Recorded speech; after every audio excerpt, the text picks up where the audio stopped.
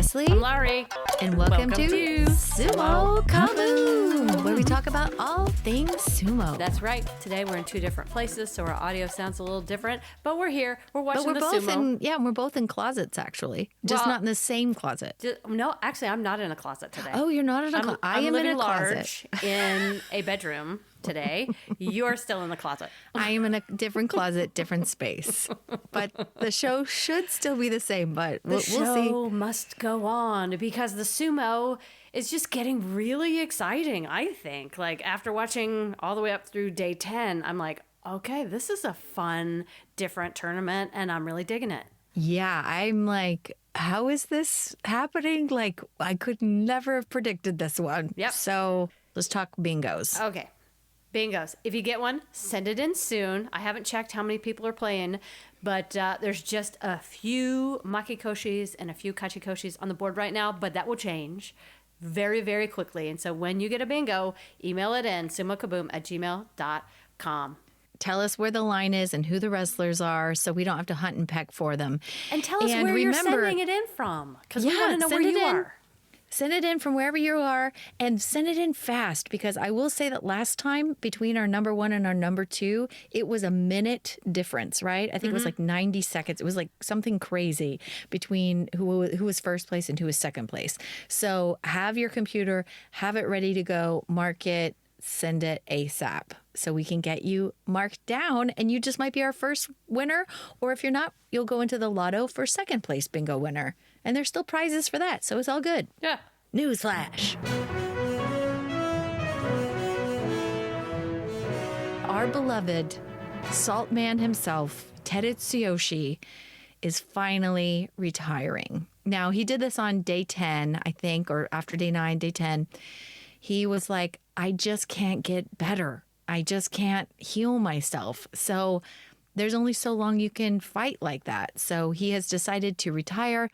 And I think we're going to get on to describing the sumo and the highlights. But I think maybe after this tournament is over, maybe we spend a little bit of time talking about one of our favorite small men of sumo, and that is Ted Tsuyoshi. That would be great, especially for people who are new to sumo and they don't know him very well, or they've only seen him in just a few tournaments. It'd be a nice reminder as this guy heads into retirement of who he was and why people loved him so much or hated him so much. Exactly. One or the other. Exactly. And that's kind of all the news I got, because if I gave you more news, it would give away some of the exciting things that are happening in this tournament. Well, then let's jump in. Day 4. I personally don't remember hardly anything about day 4, but I'm going to talk you through my notes about day 4, which are like 6 days ago. And so we'll see. I remember not liking day 4. I definitely wrote down a lot of notes, but I mean, a lot of notes. So it must have been exciting.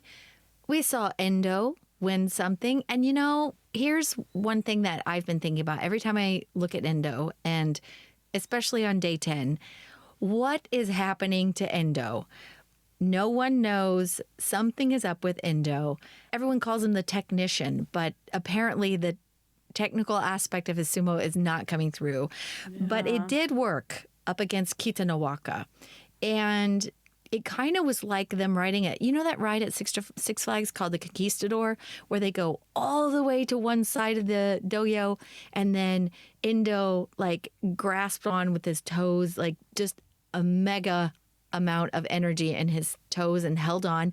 And then from one side of the doyo just swung completely over to the other and got Kitanowaka out with the Yori Kiri. Do you remember that miraculous toe grip and momentum from one side of the doyo to the other? It was amazing. No, don't remember it. Don't remember it. I just remember it being Herculean in effort as far as Endo goes. He was pushed all the way to one side, and I thought, there he is. Did he come up in his seat like in the ride of the Conquistador, like you almost fly out of your seat? Yes. So the Conquistador is a swinging ship. Oh, And yeah. you go For all up- those who haven't been to Yeah. Texas, Six Flags Over Texas. Yeah, you swing up high on the ship and you almost come out of your seat, but your belt, the metal bar keeps you in the ship, and then you swing all the way over to the other side, and the people on the other side of the ship almost fly out, but they stay in because of the metal bar. So I think that's what you were so impressed by, one side Yes. than the other. And he used all that momentum after this massive toe grip, like holding himself in the ring somehow, when all of that energy somehow moved with him, that momentum, and just rushed Kitanawaka out on the other side. So anyway, I was just excited to see like, oh my gosh, there's some spark of Endo, because you're just not seeing it these days. Okay, Mitake Yumi versus Shonan Naomi. I like to call him Shonan the Barbarian. Oh, that's good. Yeah. That's good. Right? Shonan the Barbarian. Okay, I'll take it. This was a longer bout. Mitake Yumi was mostly the aggressor. Mitake Yumi took a defensive position with his arm clamping down to keep Shonan Naomi from getting the other side of the grip that he wanted. And then Mitake Yumi got this double under the pit grip and some sort of morozashi grip and like lifted up on Shonan Naomi at the edge and tried to deposit Shonan Naomi or Shonan the Barbarian on the other side of the Tuara. But in the most crazy thrust down trickery at the edge by Shonan Naomi, he stepped to the side and he was standing on the Tuara and then gave a big old slap to Mitake Yumi's back. And everyone was yelling at the end of that for Shonan the Barbarian. And I did enjoy that little bit of pride he had at beating Mitake Yumi. And we haven't talked that much about Shonan Naomi, and I thought, let's just talk about him beating Mitake Yumi on day 4. Well, what I want to know is how also is he like Conan the Barbarian? How is he like Arnold? Because that's really what you're doing is you're conflating the two of them, Arnold Schwarzenegger and Shonan Naomi. So how are they similar? Shonan the Barbarian, he has the most perfect sumo bod. And I would say that would be the same thing with Arnold, is that the physique is perfect for this sport. He's tall, he has this incredible belly, but he's got like crazy strength and he's got great posture. And I don't know if Arnold has that, but like Arnold they had both, great posture. Yeah. You think? Oh, yeah. They both didn't Conan have long hair? And you know what? Slightly long.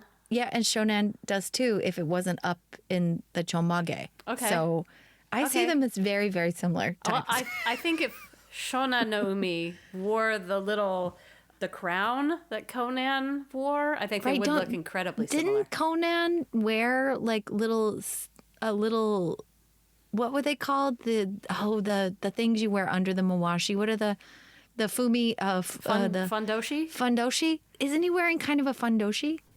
Am I thinking he has of a different? like a longer. He's got, I don't know what you call that, but it's a little bit longer that Conan wore, like a little skirt that goes all the way around, not showing off his butt. I'm afraid. Okay, but still scantily clad. So Okay, scantily another clad. similarity. Okay, showing off his chest. All right, Yes. and the Yeah. chest is large and broad. Yeah. Okay. So they're very, very, very similar in type. Exactly the same. If you put a sword in Shonan Naomi's hand, You wouldn't be able to tell them apart. No, you just not wouldn't. at all. Not at all. Okay. So anyway, that was Shonan the Barbarian. And he comes back here and there between, 4 and 10. Shodai versus Takayasu. Takayasu won with the Tachiai big time. He drove Shodai backwards and was shoving upwards on Shodai's chest. And as usual, Shodai was up high anyway and tippy-toed his back on Takayasu, inching him backwards with epic strength. That kind of was like, what is happening? And I don't know how Shodai did it, being up that high in that position, but he did it somehow. And he managed to overpower Takayasu with an Oshidashi win. He rushed him up and out in that crazy high position. So I was like, I don't know what's happening with gravity in that doyo, but something today is just a little off. And I've never thought of that in the past, is that there might be a force field. That's it. It's a polar vortex. Yes. Right in the middle of the doyo. And we can't experience, we don't know what's happening. We can't experience it. We don't know what's happening. Yeah, well, Shodai is changing gravity as he wrestles, I'm sure. Mm-hmm. Yeah. Yeah. So there's that. Okay. Midori Fuji and Onosato, that was a loss by complete bulldozer. Onosato just laid all his power and drivetrain over Midori Fuji, and So that was kind of a hilarious win. I enjoyed that. Let's skip to a little bit later, though. Asanoyama versus Kirishima. It was Asanoyama from the start. His tachiai was more effective, and he drove like a freight train, and Kirishima was out of the ring in 1.3 seconds. No one was home. Asanoyama had something to prove, and he did. And everyone's like, Kirishima, knock, knock, anyone home? Nope. Okay, well, we'll try back tomorrow. Yeah, because at this point, he lost 4 in a row. That was 0-4 for him. Yes. Yeah, that was the first day I was like, truly, what is up with He's either Kirishima? injured and we don't know it. There's been some speculation. One of the coaches was saying sometimes he was going too hard before this tournament, and sometimes going too hard, you end up spent and your body's out of whack because you've just gone so hard preparing for a tournament. So I was like, that's really interesting to hear that from a coach's perspective. Who knows? Maybe we'll find out. And maybe it is all this weird transition from the Kirishima, stable over to Kakaru afterwards. Like maybe it's just a sorrowful time. Like we don't know. I don't know, but on day 4, I think everyone was kind of giving him grace. Like maybe, his rhythm's just off. Right. Maybe he just didn't sleep well, or he'll come back. Yeah. Takanosho and Kotonowaka. I love this because Takanosho had so much fight. I mean, he was just staying in. He skirted all around the doyo post tachiai, evading Kotonowaka. And there were about 3 or 4 close calls where Kotonowaka was on him, should have finished him off, but just kind of couldn't. And finally at the edge, Kotonowaka swung him down with a kotonage as Takanosho did a leg trip attempt that just didn't quite land. It didn't work, but I thought it was an honorable try by Takanosho and proved, Kotonowaka, even being up against the ropes, he somehow stays focused. Like, it's unbelievable. It's really unbelievable to see him gather himself after each one of these close calls and then forge on ahead. And he did. He delivered just as an Ozeki should. The last bout of the day, Terunofuji versus Meisei. Meisei had Terunofuji post tachiai just a little too on his back feet. And, Terunofuji just couldn't withstand it. He had his Kimidashi grip on Meisei, but not before Meisei drove him out. It was a simple win, actually, for Meisei. And our Yokozuna is obviously operating with half of his machine. He just has half of his body, and the back half is no good. So that was kind of like the poopy end to day 4. It's like, oh, Kirishima lost, and oh, Terunofuji lost, and oh. Well, but major props to Meisei, who continues to be surprising. He really is. He challenges those upper level guys, and exactly kind of like Shodai can. He can jump in and really mess up the math. Yeah. And he's done that before on Terunofuji, and so kudos to him for doing it again. Yeah, and I think by day 4, I was like, okay, I'm not sure if Teru's going to stay in or not. He doesn't look 100%, but, last time he didn't either.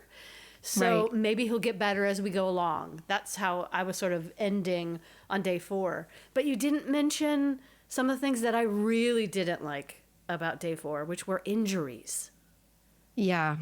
Tsurugisho basically said goodbye to whatever shreds of ligament that he had keeping his legs working. Oh. I mean, he couldn't get up. He just had no power. And I think for me, it was heartbreaking because I don't want to say we were waiting for this day, but I think it was like, when is the day going to happen where his knee officially is toast? And it was an awkward fall. It was him versus Hirata Umi. Clearly needs surgery now. Like, it's sometimes hard to kind of go look back at those things because you do block it out because these are your favorite wrestlers or these are wrestlers you really care about and they've been fighting on bad legs the whole time. And this one actually looked like it could have been his Achilles heel. It was such a weird fall for such a big man. They brought out the wheelchair and all. Sometimes I just don't want to talk about it, It's just like, ugh. It just breaks my heart because that he's going to have surgery. He's going to be down. He's going to be down in the bottom ranks. Again, he's going to either fight on his way back up and make it, or we'll never see him again. And that breaks my heart, because he's such a fierce guy, but being that big with that bad of an injury, we knew it was a ticking time bomb. It was gonna happen. Well, and anytime you see an injury on a knee that already has a huge bandage on it, Yeah. it's just like twice as bad. Yeah. I know. I So hold my it breath was- every time Ted and Fuji fights. I mean, I hold my breath every time some of these guys that are like are Hulk to Fuji hobbling Yep. out there Yep. and hobbling back. Ura. Ura, Yeah, yes. Many, many, many of them. Yeah. So, yeah, we saw a complete buckle of his knee on day 4. But also, Kimbo-san, didn't he get injured on day 4? That was the day he got injured and he was going to Yeah. go out. Yeah. So just all normal. That's, by the end of day 4, that's why I was like, oh, I don't like this day. Too many injuries, and you could tell people are not They're struggling. 100%, and let's Yeah. just go on to day 5. Yeah. Let's go on. Let's just forget day 4 ever happened. Yeah. So day 5, we found out, okay, Suragisha is going to be out. He needs knee surgery. Kimbo-san is going to be out. He essentially got whiplash on day 4 by how he landed. He already had a bad neck. So it's just people re-injuring things that are already hurt, which was not fun. But day 5, things changed a bit.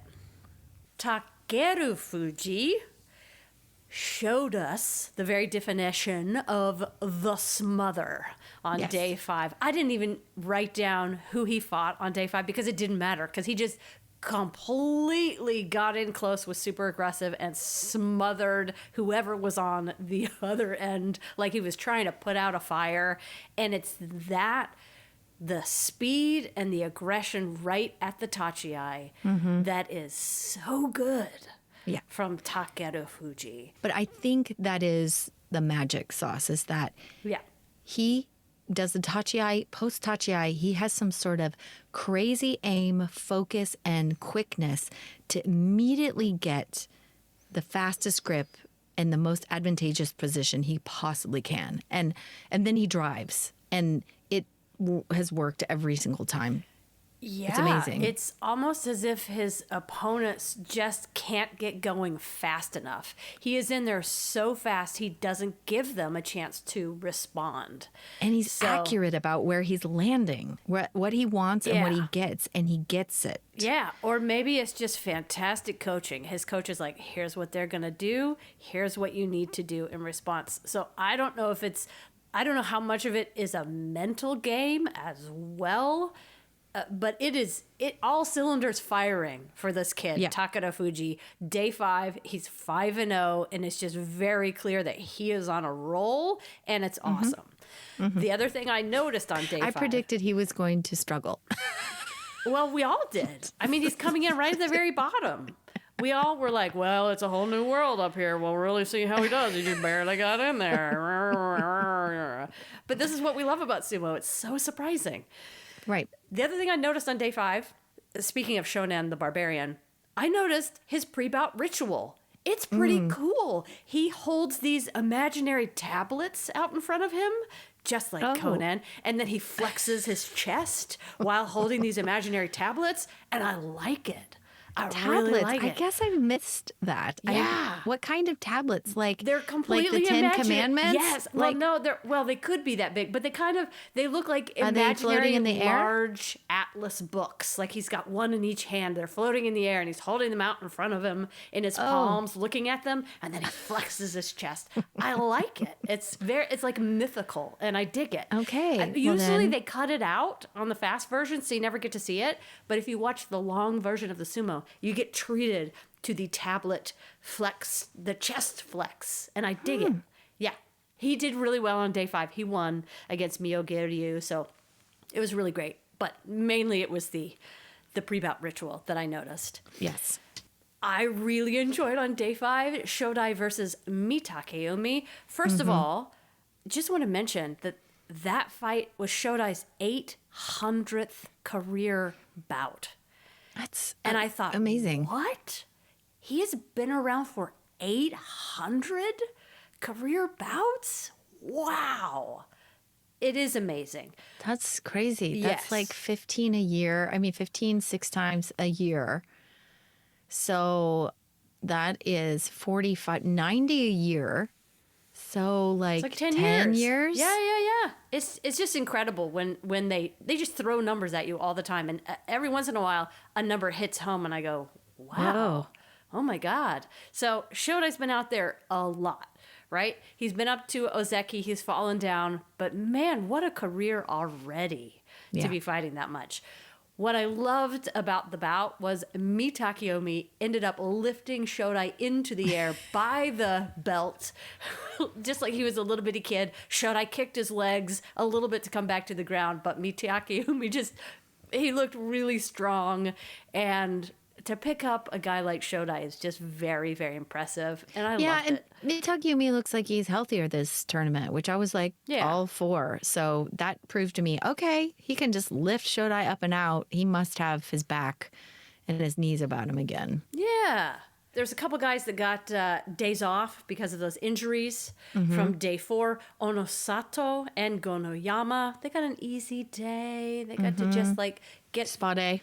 Yeah, spa day. They got ready. They got their hair done. I guess they call it like onsen day, you know? I hope they went to the onsen. I hope they did too. There's a lot that I really loved about this day, but I'm going to skip forward to Ura versus Kotonowaka. Thank you. Kotonowaka, I have to give him some major props here because he was unafraid to go in deep and meet Ura close. Not everyone will do that. A lot of people will keep Ura as far away from their belt as possible. But Kotonowaka was like, hey, I got this. He's small. He went in for the double inside grip, but oops. Ura proved why he's so scary to big guys. And he moved and he pulled a beauty of a Katasukashi. Yeah. And I love the trickery. It was just so fast and so It really- beautiful yeah. and hilarious, quite honestly. It's that move, when it's done well, is just so great to watch a small guy pull that on a big guy. Especially when it's a new Ozeki who's like, I got this. That was the third Ozeki, I believe, that Ura has taken down this tournament. So, I mean, wow for Ura. Right. Wow, he's taken down these big guys. So, well done. I also loved watching Atami Fuji beat Taka Keisho. It was a great matchup. There were lots of slaps, but Atami Fuji followed Taka Keisho well and ended up pushing him out. I loved it. Well, they feel like they're the same weight, but they have the height difference. Yeah. So I felt kind of like Taka Keisho really gets met with a challenge when he gets a big guy who has just as much weight behind him, that his shoves equal just the same as Taka Keisho's perfectly placed shoves. So I was like, Taka Keisho just got eaten alive by Atami Fuji, and I was there for it. Yep, I was too. I think my favorite fight of the day was Asanoyama versus Hoshoryu, though. I just love watching these two fight because they're physically so different and they're both so very good, radically different styles of sumo, but I love them. And Asanoyama got in fast with maybe the best position of his life. He got his favorite grip on Hoshoryu's belt, but it did not matter one hell of a bit because Hoshoryu pivoted and pulled a beauty of a shitatanage. Asanoyama had the uwatanage grip. Hoshoryu was underneath with the shitatanage, and Hoshoryu, I guess, put himself with that pivot in a much better position or caught Asanoyama off balance just a little bit, and Hoshoryu came out with a win. It was just really pretty, and it showed that it's not Endo that is the tactician. It is Hoshoryu on day 5. Yes. Now, I do want to mention Kirishima. Okay, so up to this point, he was 0-4. He met Meisei, who surprises us all with a win. So I was kind of like, okay, maybe Meisei's going to walk with this one. I don't get it. I really don't get it. He finally seems seasoned, like Onosho. They came in at the same time to me, and Meisei and Onosho. I feel like they were like lesser of that rank that came in with them, but they're finally so incredibly seasoned that both of these guys, you can't count them out. They really are going to be a challenge for anybody. Well, yes, but I hesitate to call this one a real challenge match. Okay. Because Meisei leaned in with his upper body, and he just kind of leaned too far. Kirishima hardly did a thing but watch and slap him down. It was just Takikomi, but Kirishima never really jumped in there and made him work for it. It was almost like Meisei was just off balance or something. So I hesitate to call that. You're like, yeah, well done, Meisei, way to meet him. Kirishima's back. It was kind of like, oh, Kirishima caught some luck that time. He finally got his first win. And I thought, okay, maybe that's like a confidence win. Maybe it's a confidence booster. He'll come back. He'll be great. He'll be great. Last fight of the day, Terunofuji versus Oho. And I have been watching Oho more. And I will say, when Oho doesn't go backwards, he has the size and he's got some great pushes. But he doesn't always go forwards. That's the issue. Right. It was his first meeting of a Yokozuna, and he got himself all sorts of jazzed up for it. And he pushed Terunofuji up way up high. It got all of Terunofuji's weight on his right leg, and we all know his right knee isn't that great. And he just didn't give up. Oho did not go backwards. He just kept pushing up and out. And he won against Terunofuji. And that was Terunofuji's third loss. And I think that's when everybody started to get really concerned about Terunofuji. Yeah. Because if Oho can beat him, that means he's not 100%. He's not just in top form. Yeah, not in top form. And each one of those losses is money. Yeah. Because now he has a Kimboshi and Oho gets paid extra every month or whatever, or every week or whatever he gets now. A raise. Day 6, everyone. Ichi Yamamoto versus Hokutofuji was a really fun bout to me, mainly because I always gasp because I'm so worried about these injured guys and how they go down. But Ichi Yamamoto wanted this win, and he clearly, the guy's not great on the belt.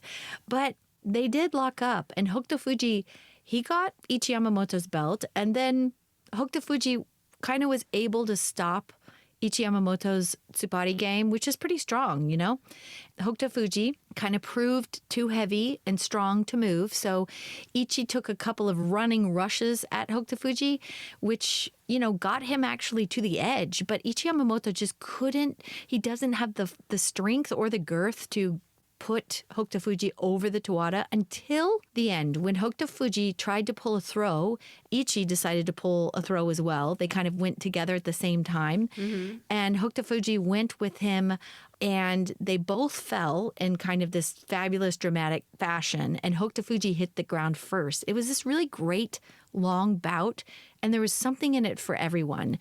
Even though Hokutofuji lost this, it was a beautiful attempt by Ichi Yamamoto to overcome a much larger wrestler. Now that wrestler is injured, but hey, I'll take it. It was kind of fun to see Ichi Yamamoto a little bit on the belt. And I like his fire. So the biggest bout, longest bout of the day was Takayumi versus Takayasu at 1 minute and 40 seconds. This was a tough bout for these two bruisers. Both guys lumbered through with epic power, just shoving. And looked exhausted. Oh my gosh. They blasted. They locked up. They rested twice. They both were completely beat. It was great defensive moves, though, by both of these wrestlers. They were tired, so incredibly tired by the end of it. I think Takayasu just tired himself out and let himself get rushed back into the edge by Takayumi. And then Takayasu fell off the doyo, and then Takayumi lent a hand to this very tired bear so he could just barely stand up after that long match and get back on the doyo. This was a very spirited bout between the two of them. That you could kind of tell that these two are sportsmen. They're clearly friends.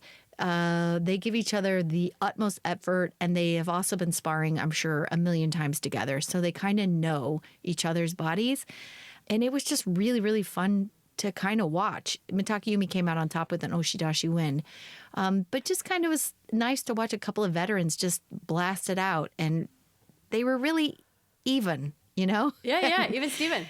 And that's always, way more fun to watch. It is amazing. The match I hated the most was the Tomifuji versus Asanoyama because I just wanted it to end a different way. I hated the way it ended. There was all-out attack from Asanoyama. And he did an incredible job of keeping Atami Fuji off center. And he had that strong right inside grip on Atami Fuji. And he kept Atami Fuji close and higher in his position. But Atami Fuji just kept on circling around in the direction that Asanoyama was moving him, which spelled disaster because that momentum actually helped Atami Fuji circle around, pivot, and escape to the side. And then Asanoyama was kind of laid out, and then he fell face first into the dirt beside Atami Fuji with an Uwatanage. So somehow Atami Fuji, in all of that evasion sideways, managed to get in and throw an underarm throw. And I don't know how he did it, but you think these young guys don't have the skills that some of these older guys do. And he just proved it. He has it all. So that was exciting. But you wanted Asanoyama to win. Yes, because he's my. I've picked this pony. Got I it. just completely believe in Asanoyama. I always have. I always will.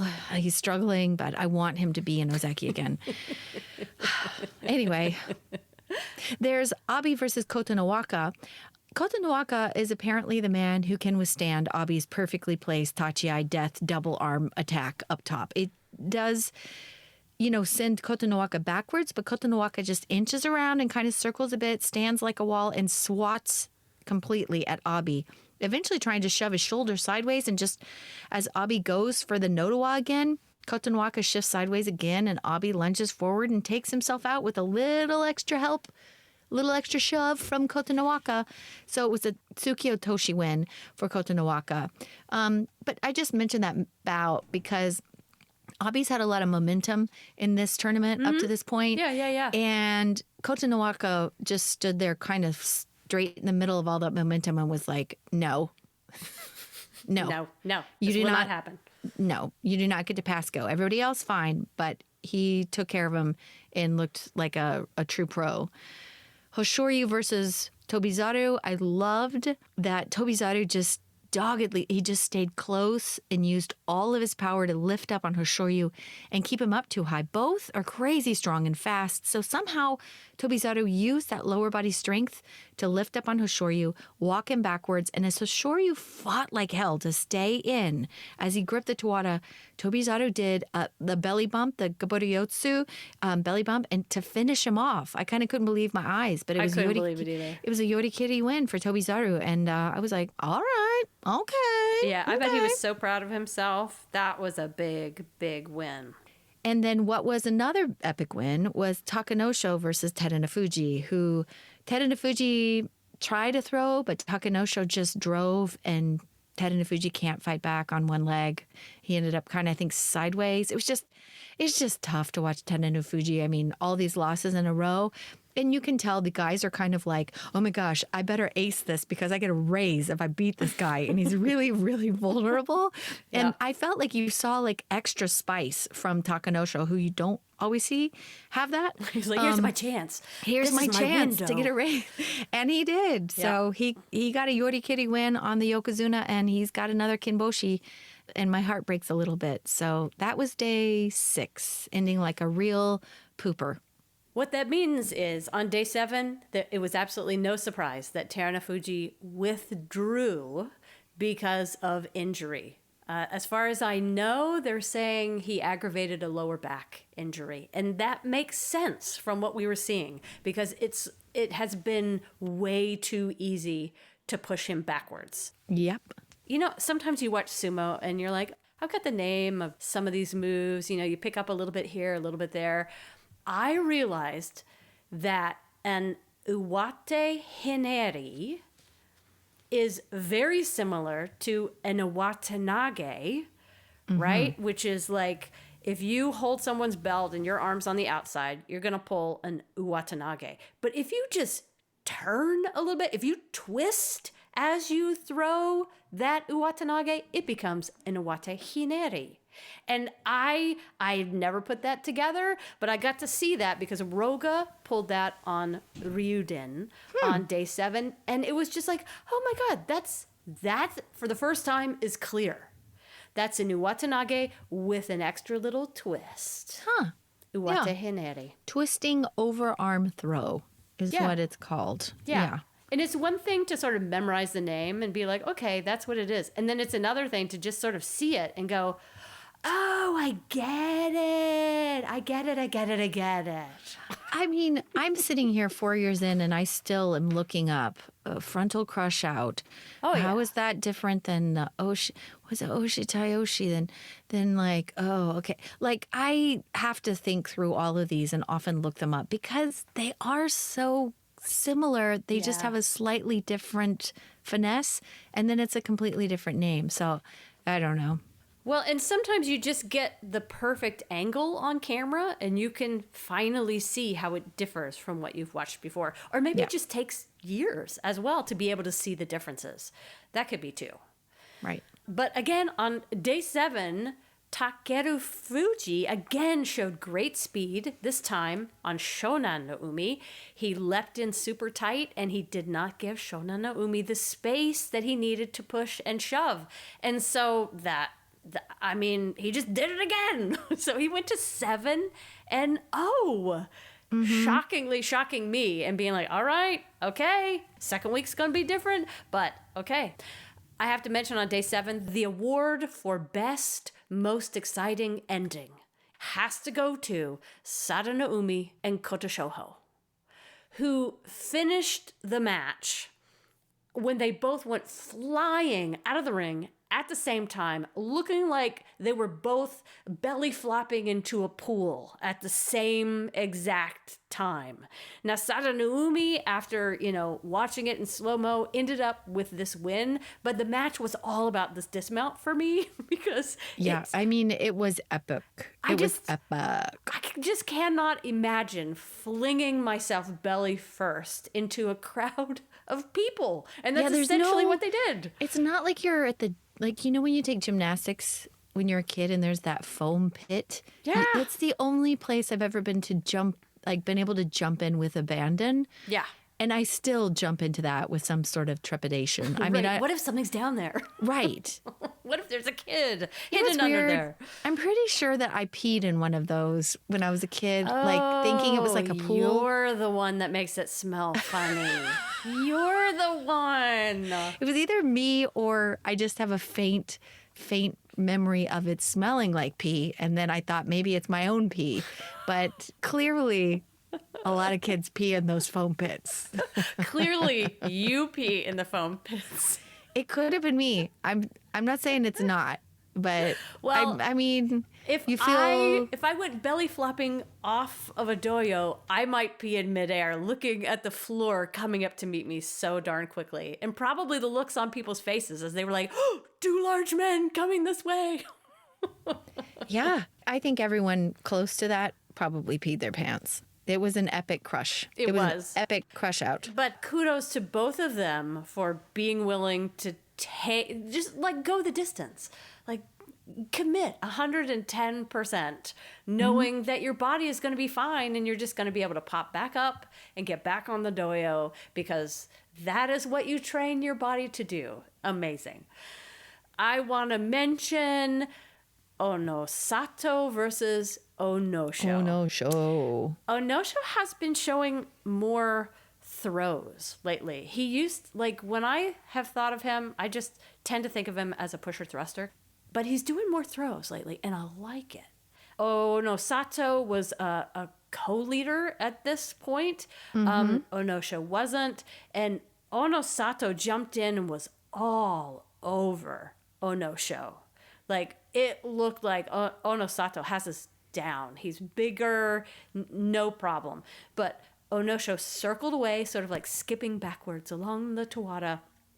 And Onosho grabbed onto Onosato's upper body as he was skipping backwards and pulled a beautiful beltless arm throw, the kind of throw that Shodai can do. And it's just compelling. How did he just do that? He didn't have a hold of anything, but that's what he did. While going backwards, he pulled a beltless arm throw and Onosato went flying. And that was Onosato's first loss of the tournament on day 7. He didn't like it at all. Nope. You could see it on his face. He was like, nope. Dang it. dang it. But the skill it must require to know where you are in the ring, to be able to skip backwards and throw that kind of throw on a person that's bigger than you, just kind of took my breath away. It was gorgeous. Yep, it was. Guess who pulled on day 7? Because I'm watching him closer now. I'll give you one guess. Oh-ho, he stopped moving forward and he pulled again, this time against Atami Fuji. And Atami Fuji was like, okay, you're going to pull full? Great. I got it. I still think his skills are improving. He just has some bad habits. Actually, though, what's really funny is it worked. He pulled, Atami Fuji followed, and Atami Fuji should have had him. But it worked this time. Oho came out with that win. So, yes, he is developing, but I still think it's a bad habit. I think everybody is full of bad habits. But sometimes you get by with those bad habits and you learn at the same time. So I'm still going to believe in Oho, and his strength and his game is getting much better. He's not perfect. All right. But I'm going to continue to get frustrated by Oho. Okay, well. but that's okay. That's okay. That's all right. Okay, yeah, that's all right. Let's go to Abi versus Hoshoryu on day 7. Abi tried the thing he does every single time, which is jump forward with both hands to the other person's neck. Hoshoryu just ran right into his arms, and he flung Abi's arms away, went in for a series of pushes, and Abi fell as he tried to spin away. Well done, Hoshoryu. Kirishima lost for the 5th time, this time against Takanosho. It looked as if Kirishima just spun away from Takanosho. He had no aggression at all. Yeah, no one knows what's happening. Down. Something's going on. Something's going on. And maybe Takanosho was just brimming with confidence after he won against the Yokozuna the day before. But it was like night and day. Like Takanosho, aggressive, moving forward, great balance. Kirishima just trying to get out of the way is almost what it looks like. What is up? That's what I just keep writing. What is up? I know. With Kirishima. Okay, Meisei versus Kotonowaka.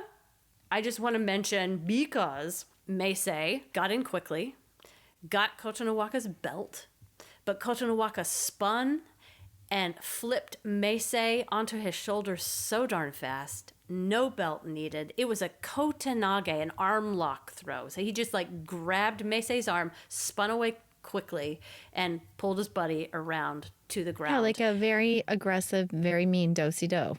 Very mean. Very, very mean. But Kotonowaka, I would hate to dance with Kotonowaka on the dance floor. If that's the way he's going to line dance, no thank you. No thank you, but you have to marvel. You have to marvel at his skill to absorb stuff. I mean, that seems like his mutant power. I just watched X-Men the other day. So it's like he has that mutant power of being able to absorb whatever comes out at him blah, blah, blah, blah, with that soft upper body. And then he can push, he can throw, he can spin. Like, he's really developing into such a force, that kid is. His Ozeki style sumo is just starting to shine here. And that is so exciting to see because he hasn't risen quickly. He's just been picking up skills here and there as he's gotten higher and higher. And that work is paying off.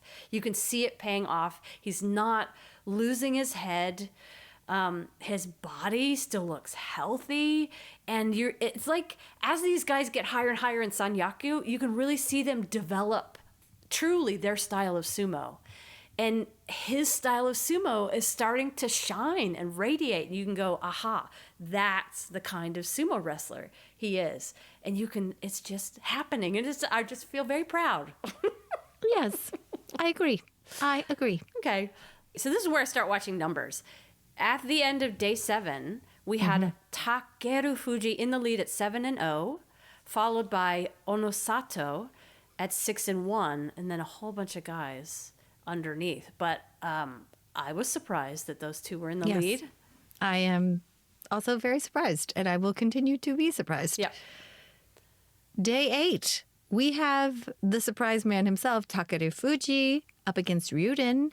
And I guess it's just that he's going to keep beating everyone. I said on day 8, this is what my notes say. I imagine his luck will change, but for now he's sitting at 8-0. So he got an Oshidashi win. So mark those cards because that was his Kachikoshi, the very first one to get that. That's a guaranteed promotion up the ranks. He just drove forward and inched Ryuden with that really quick inside grip and just inched Ryuden back and out. And I was like, okay, all right, 8-0. Very impressive. That's quite the journal entry that you wrote there. Like I full mean- sentence and, very well spoken. That's how I do it. I don't know how to do it any other way. Onosato versus the strongman Tamawashi. He decides to get in close and avoid the Tamawashi neck grip, which I think is smart. You can tell he kind of thinks about, okay, what does this wrestler do? What's his A game? And he tried, but, Tamawashi did manage to get a couple of those kind of Nodowas in, but Onosato withstood it pretty well, actually inching forward on Tamawashi. He just kept breaking the Nodowa and inches and inches and inches, and eventually back Tamawashi to the edge and out. He stayed kind of close to kind of blunt Tamawashi's power in that Nodowa, which I don't know. He looked very smart, and Tamawashi fell, and he fell hard, and he must have aggravated his knee because he was hobbling. And I'm just worried about my favorite old man of sumo. I'm just worried about his knees. I think is going to still try to go till he's at least 50 years old, but If anyone can do it, he can. He can. So good on Onosato, and sad for Tamawashi and whatever that injury is. I hope he heals up with whatever miracle juice he drinks. I hope he heals up. Abi versus Ura. Abi was waiting for it. He outsmarted the trickster. Abi followed as Ura attempted a shift up top and just followed like a dog on a hunt. He just went full force, double arm attack on Ura, who hopped to the side and tried to shift around laterally, but to no avail because Abi followed with great focus and effect. And he got the win with, I think it was an Oshidashi. So Yeah, he flung him into the third row, kind of flung him. Yep. I was like, whoa, all right. So third row probably got real some action on day 8. But Ura smiled as he bowed in the end, which I think appreciated. he really appreciates it when he gets smoked because he loves the challenge the next time around. I really think he's the only one who enjoys getting beat. I don't know what he's like behind closed doors, but if anybody was going to have a dominatrix, it's him. That would be a wild relationship right there. I know, but it takes, who knows? Who knows what it is? But anyway, I shall move on. Kirishima versus Tobizaru. So Tobizaru proves to be fast and snappy, which Kirishima tries to match but just cannot because Tobizaru is doing all of that just so quickly to get inside and get the grip that he wants. Kirishima is sort of helpless because Tobizaru is just lower and has a better grip on his belt. Kirishima has an outside deep left, but kind of can't do anything with it. So Tobizaru just inches Kirishima back and out with the belt, but actually Kirishima kind of loses his ring sense, actually, and stepped out on his own, really. So it was Tobizaru win, but it just proved to me Kirishima is just out of it. The guy knows his ring sense, and it was Yorikiri win, and he just stepped kind of over the line. So I was just like, something's off. Something's just off. Yeah. And I don't The more know if I it's watch- mental. I don't know what it is. No, the but more I he's watch, I'm lost like, it. he has to be injured somewhere. Like, this is Injured? way off. Or in his heart. Way off. I don't know. Yeah, it's just something strange, and it's just not. And he's not bandaged up, so Heartbroken? maybe he's heartbroken. Maybe he's fighting with his beautiful wife. I don't know. I don't know. We can make up reasons all day long and have a good time, but something is off. This is not, it's the name change, maybe. He needs to go back to Kiribayama. I then think he'd be you might be fine. right. We'll see. But you know who's ready to change his name is Kota Nawaka versus Wakamoto Haru because he brought his complete A game. Yeah, I Kota loved Nawaka. I loved this It match. was textbook. I mean, if you were going to do a sumo demonstration of move to move to move, it was a big tachiai. It was inch and follow and shove again, denying any lateral movement from Wakamoto Haru. He was squeezing a Wakamoto Haru with like, just squeezed him out just with very straightforward sumo. It was absolutely perfect sumo from Kotonowaka. It was an Oshidashi win. And I was like, he looks amazing. Yeah, agreed. And that's all I've got for day 8. Okay, so that takes us to day 9. A few things to highlight. Chura Naomi played the best defense of the day against Sada Naomi. Chura Naomi started by getting that double inside grip really deep on Sada Naomi. But Sada Naomi looked to be in control of that match. And he had Chura Naomi against the Tawara. And Chura Naomi, it was so cool. He twisted his lower body to like switch which leg was in front and which was in back. So he did this like switch of his leg. And he looked completely off balance. He leaned one way and then the other to get Sada Naomi off balance and pulled a gorgeous thrust down. Sada Naomi was basically all over him, but it didn't matter because Chura Naomi threw while he was off balance against a man with a ton of experience. I was just very impressed. Well done. I'm just going to mention the bout, Kota Shoho versus Kita Nawaka. Now, these two aren't having the best bashos of their lives. You know, No. they're not putting up highest numbers. But sometimes what can happen in sumo is there's just a whole lot of slapping and hard pushes. And it's almost like two people look like they're working so hard and getting nowhere. And that is what happened between these two. They almost start seeming like desperation matches where you can tell that both people are getting angry and they're just trying anything they can. It doesn't even look like technique anymore. They're just slapping, trying to hit the head of the other person. That's what happened that time. Kota Shoho came out with a win against Kita Nawaka. That I notice when those matches happen because it doesn't happen very often and it's not pretty when it does. Mm-hmm. But I always wonder, okay, what's the difference? How does it devolve into that? When Oho moves forward, he looks good, he looks strong, and he moved forward against Takanosho. Dominated beginning to end, so he's still inconsistent, but he's developing, I'll give him that. Trying to get on the Oho train. He won against Takanosho. All right, gotta mention Ura versus Asanoyama because I loved it. Yeah. After Tachiai, Ura moved backwards, sort of skipping back as Asanoyama went forward, basically the whole match. But as Ura was going backwards, he was almost out. Asanoyama almost had him out. Ura bent sideways like a tree in a hurricane and like threw a beltless arm throw against Asanoyama. No belt needed. Asanoyama went down first. The stadium loved it. I loved it. Anybody who loves to watch a small guy win. It's I can't even explain, but it's so cool to watch someone use their opponent's aggression against them. It's very Keanu Reeves, and I dig it. One of my favorite fights, Takeru Fuji versus Abi. Okay, shit is getting real for Takeru Fuji. They are starting to match him up with guys much higher on the ranking field. So I was like, okay. And yet again, Takeru Fuji does the fastest tachiai maybe that I've ever seen. So fast off the mark that Abi didn't even have a chance to extend his arms. And instead, Abi found himself with Takeru Fuji like glued to his chest and moving him back. It was so fast. It was awesome. And that took Takeru Fuji to 9-0. Woo!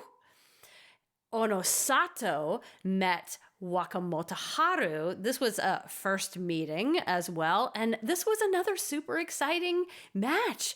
You could just see how much bigger Onosato is than Wakamoto Haru. And Wakamoto Haru is a big muscular guy, but he doesn't have the size that Yeah. Onosato has. Yeah. So Onosato had the scale, he had the size, and he did have a better angle after the tachiai, and he moved Wako Motoharo back to the bales, where Wako Motoharo put up a huge struggle here, trying to wiggle away in one direction, in the other direction. He tried whipping a leg around Onosato's own to stay in, but eventually Onosato won out. But it was exciting simply because of that, like right at the edge struggle that Wakamoto Haru put up. Like, I am not going out.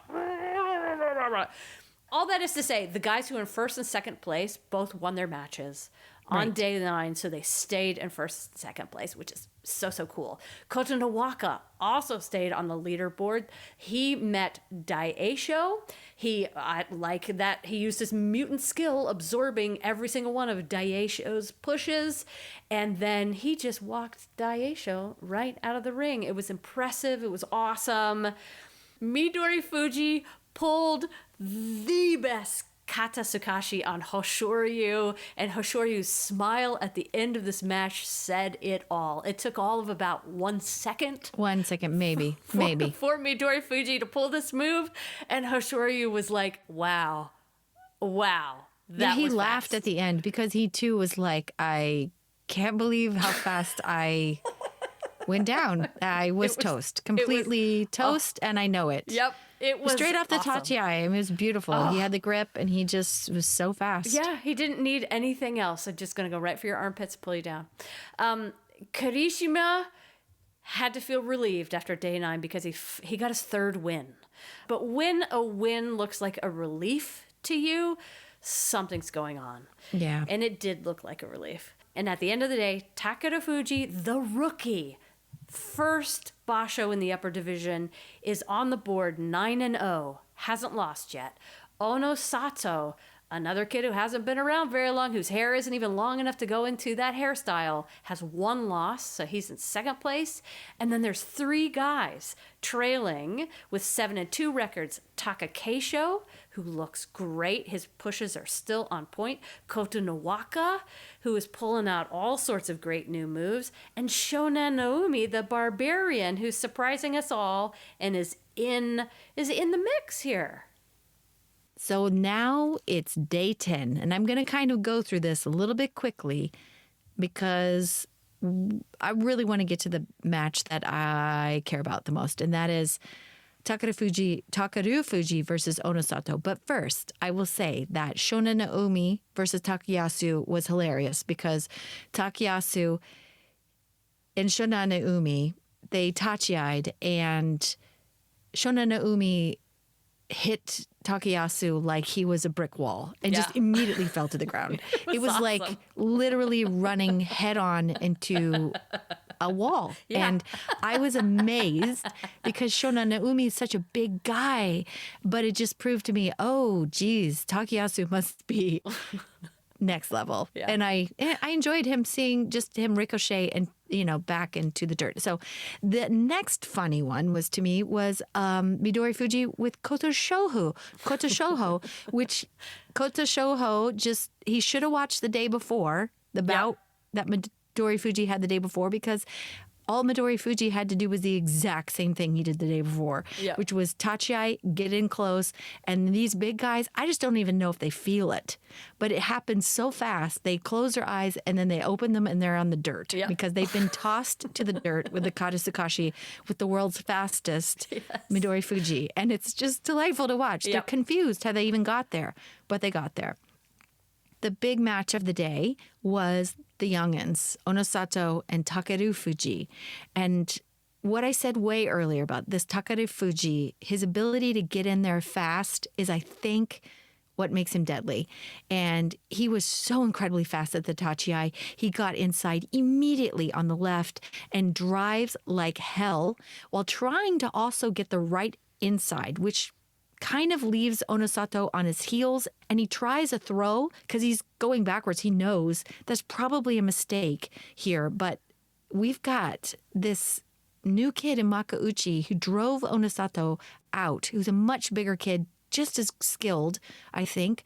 but he drove him out like a linebacker, and he is sitting at 10-0, and he's just so fast. It's just unbelievable. Everyone's just like, what is this tournament? And here we have a kid who's clearly in first place at this point, and he's just doing some magic in that first split 0.25 seconds. And I think that his ability to get the morizashi when he wants it as fast as he can get it is what is getting him the wins. And I don't know if further down the line in the next couple of bashos we'll learn, other guys will know how to defend against that.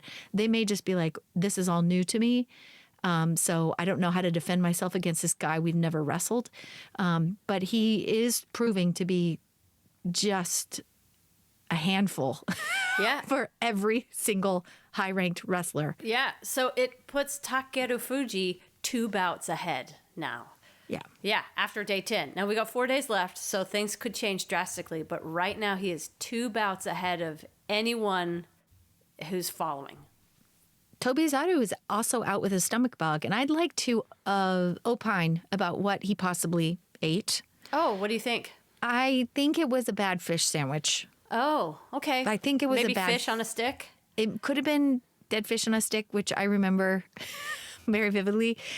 But I think it was a fried fish sandwich he had. Oh, okay. Late at night. But it's a stomach bug, so it could be going around the whole hair. So Could who be. knows how much he's got diarrhea. We don't know how much diarrhea is going on in this joint. That's right. That's so right. We'll see. That's another thing I didn't really plan on factoring in. The later parts of this tournament, it could be all diarrhea fest. We don't know. We don't know. I mean, they could drop like flies. But we know that Tobizaru has been in the mix with his stomach bug. So we'll see. We'll see who falls next. Okay. Asanoyama versus Meisei. I loved this bout. Me too. Absolutely friggin' loved it. It was big sumo. There was left, right. There was both men up against the bales. Big swings from one end of the doyo to the other. Epic grips on the Tawada where both of them refused to go out. Finally, Asanoyama used the momentum he had and Uwatanaged Meisei down to the dirt. But I was like, wow, that is big, exciting sumo. Yes. Yeah, belt sumo. Just give me belt sumo all the time. It was dynamic. I loved every minute of it. Me too. Mitake Yumi was all over Abi's henka or his hit and shift approach. He just drove like a linebacker. He saw that coming a mile away. Loved Beltless arm throw. Mitake Yumi crushed it. Way to go, Mitake Yumi. Way to keep your eyes on Abi. You know. You know it's going to come somewhere around day 10, day 9, somewhere He's like at the gonna get beginning of the desperate. second week. Yep. He's like, I can henka this, and he didn't. I dig it. Hiradoumi fought like a dog up against Kirishima. Also that kind of attitude of like, Kirishima's down, I'm going to take the advantage to get a win over him. But Hiradoumi seemed to have extra, in the tank. Kirishima seemed to fight so desperately hard for this win. I don't know where his head is, but it's not on his head. And he just didn't seem grounded at all. And they ended up kind of double throwing at the edge, and Kirishima hit the dirt first. He put his hand down instead of letting his shoulder hit. And I think he would have come down second with the momentum, but he stopped it to maybe keep himself from being injured. But I was just like, ugh, this is breaking my heart. So I shall move on. Yeah. Kirishima, I remember he had a hand on Hiradoumi's belt, but it was a loose mawashi and he just couldn't use it to any good effect. Right. So it was like he was just hanging on. It was like everything that could go wrong is going wrong for him this tournament. I know. He's in a heap of trouble. I'd like to read his diary entries. Yeah. Maybe next week we will. That fish sandwich. It could have, maybe he had fish sandwich too, and he's fighting through it. Yep. So anyway, Daisho beat Takekeisho in a good hit and shift kind of move. And then Wakamoto Haru versus Hoshoryu. It was a hit and shift henka. I couldn't believe this. It lasted all of a second. I couldn't believe it either. I was surprised, and I'm not sure what I think about it. It was a meet and move. It wasn't a complete henka, but I get it. Hoshoryu doesn't use it as often as Abi does, so I'm kind of okay with it, even though it was against Wakamoto Haru, and that I don't like. I know, but here we are. And that's all I've got for day 10 because it was exciting, but now I'm just like, what's happening? Yeah. Is this going to be Takeru Fuji's tournament? Is this going to be another tournament where the lowest ranked guy, I mean, he's 10-0. Yeah, he's in the lead, 10-0. He's followed 8-2. There's two guys at 8-2, Onosato and Kota Nawaka. None of those three have won a Basho, correct? I think so. Yeah. So we got three newcomers. Now, there is some room for maybe if those guys have the fish sandwich tomorrow or tonight and like really have a lousy 4 days of the tournament, things could be different. They could be. But it's seeming like one of those three is going to walk off with it. And wow, that's exciting. Or at least some special prizes. Oh, yeah. So, if Takeru Fuji definitely has a special prize in his pocket. Absolutely. So I guess keep your eyes peeled and for some bingos coming in and or some makikoshis or some kachikoshis coming in. Yeah. Because it's about to get real exciting for our bingo players. And I mean, by the time we talk to you next week, this is going to be a whole different story. Yeah. And y'all send your best to Hokuto Fuji, whose knee needs some help. Sorogisho's knee needs some help. Endo, Nishikigi, Kita Nawaka, they all need our help right now. That's right. But Some those knee are the beginnings. sumo prayers. Yeah, knee sumo prayers. Neck, low back sumo prayers. Yes. All right. We'll see you next week. We'll find out who wins this thing. See you later. Bye.